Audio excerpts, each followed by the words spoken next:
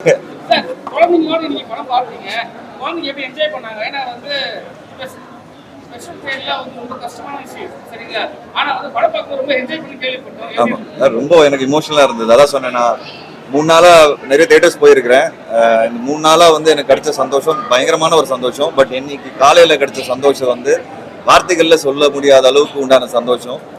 ரொம்ப இமோஷனல் ஆகிட்டேன் நான். அண்ட் ரொம்ப என்ஜாய் பண்ணாங்க. லாஸ்ட் 10 மினிட்ஸ் நான் உள்ளே உட்காந்து பார்த்துட்டு இருந்தேன். முடியும் போதெல்லாம் கை தட்டினாங்க, விசில் அடித்தாங்க. ஸோ இட் வாஸ் வெரி ஒரு மாதிரி ஒரு சின்ன ஒரு ஹாப்பினஸ், பயங்கரமான ஒரு ஹாப்பினஸ் கொடுத்ததுன்னு நான் சொல்லுவேன். தமிழ் சினிமாவே கொண்டாடுற ஒரு படம் தான் இப்போ வந்து கெட்ட குசுன்னு சொல்றாங்க. ஆனா நீங்க பாத்தீங்கன்னா டிவிகே சேர்ந்த ஒரு நபர் மட்டும் தவறா பேசிட்டு இருக்காரு. அது நீங்க பாத்தீங்களா? அவங்களோட கருத்து என்ன?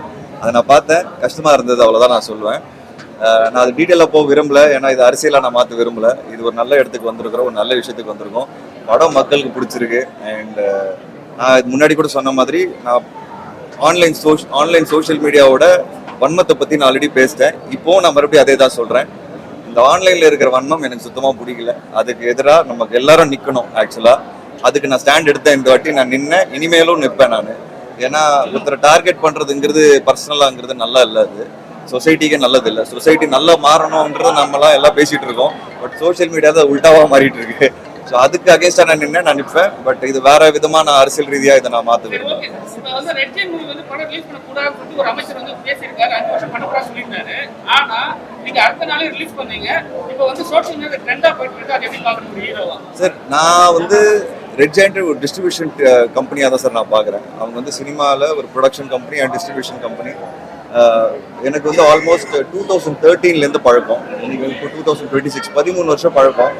என்னோட எக்ஸ்பீரியன்ஸ் ரொம்ப பியூட்டிஃபுல்லாக, ரொம்ப ப்ளசண்ட்டாக, ரொம்ப அன்பாக தான் இருந்தது அங்கே. அண்ட் அதனால இந்த படம் அவங்க மூலிமா ரிலீஸ் பண்ணணும்னு ஆசைப்பட்டேன்.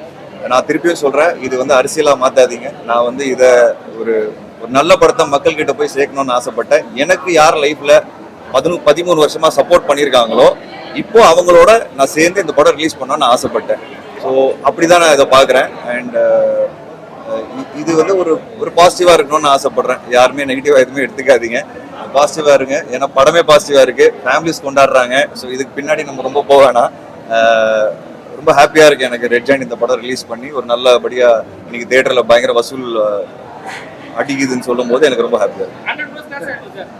100 crores ஆகணும்னு ஆசைப்படுறேன். ஆச்சுன்னா உங்களுக்கு பெரிய ட்ரீட் கொடுக்குறேன். பட் கண்டிப்பா பாதி ஆச்சு தாண்டோன்னு ஒரு நம்பிக்கை வந்துருச்சு எல்லாருக்கும். சரியா? தேங்க்யூ. பார்ட் 3 கண்டிப்பா வரும், பண்ணிடலாம்ல. டன் அவ்வளவுதான். எங்க போனாலும் இதான் சொல்றாங்க, பார்ட் 3 பண்ணுங்கன்னு. ஆல்ரெடி டேரக்டர் கிட்ட கதைகள் பேச ஆரம்பிச்சிட்டோம். ஸோ எப்படியாவது பிடிச்சிட்டு, பட் ரொம்ப சீக்கிரமா வராது, ஒரு கொஞ்சம் டைம் எடுக்கும், கதை கரெக்டாக ரெடி ஆகணும். ஸோ பார்ட் 3 கண்டிப்பா அந்த வே தான். ஆல்ரெடி படம் முடியும் போது 3 குழந்தைங்க கையில வச்சிருக்கிறேன். நீங்க சொல்றது அதுக்கப்புறம் இன்னும் 3 பார்த்துக்கலாம். தேங்க்யூ. வணக்கம். கட்டா புஸ்தி ரிலீஸ் ஆகி 3 நாள் ஆயிருக்கு. அண்ட் ரொம்ப சந்தோஷமா இருக்கு.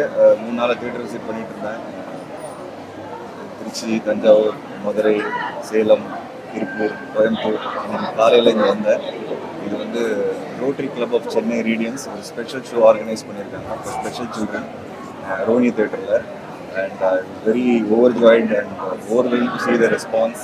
கிட்ஸோட உட்காந்து படம் பார்த்த கொஞ்ச நேரம் ரொம்ப இமோஷனலாக இருந்தது அண்ட் சந்தோஷமாகவும் இருந்தது. ஜாலியாக எல்லாரும் பேரண்ட்ஸோட வந்து ஹேண்டில்ஸோட வந்து பயங்கரமாக என்ஜாய் பண்ணியிருக்காங்க படத்தை. அது பயங்கர இமோஷனலான மொமெண்ட் எனக்கு. ஏன்னா நல்லா சிரித்து பார்த்தாங்க படத்தை. ஃபேமிலி ஃபிலிம், இது pure family film with intention of making people love. அதுக்காக தான் எடுத்தோம். அண்ட் அது வந்து பயங்கர ரெஸ்பான்ஸ் பார்க்கும்போது எனக்கு very overwhelming. And I congratulate rotary club of Chennai radiance for this great initiative.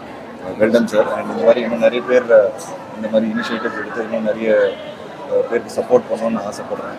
And I'm really happy to be a part of the show இந்த morning today. In future, if you need anything, please I'm always there. Thank you so much. Thank you, sir. Thank you for coming here and then raising our event. Thanks to Guru. He was the person who took the initiative. He is the current president of Chennai Radiance. He took the initiative of giving this lovely day out for all the autistic kids. We are thankful to God to give us this opportunity for treating all the kids in our way. Thank you so much. மழை ரொம்ப சூப்பராக இருந்தது. பசங்க எல்லாருமே enjoy பண்ணாங்க.